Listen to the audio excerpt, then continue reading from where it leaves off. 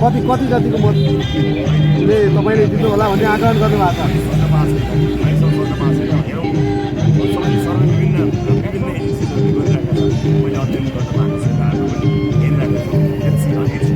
चितवन 3वटै क्षेत्र चाहिँ क्लिनसिप हान्छ रासोपाले भन्ने सुनिन्छ फेरि तिनमा हेर्ने हो भने अलिकति प्रतिस्पर्धा हुन्छ कि रेणुदाल र सविता बिच भन्ने पनि छ कसरी हेर्नु भएको छ यसलाई विकासको हिसाबले रेणुदाल भन्छन् फेरि यस्तो हुन्छ अब मतदाताको विवेक सबैभन्दा ठुलो कुरा हो मतदाताले जे चाहन्छन् त्यही हुन्छ तर मैले पाएको प्रतिक्रिया मैले जाँदाखेरि भेटेका कुराहरूमा हामी चितवनका सबै ठाउँ जित्दैछौँ यदि मलाई थाहा छ कति अन्तरले त मलाई थाहा छैन यो मेरो विश्वास हो मतपत्रमा आइसकेपछि थाहा भइहाल्छ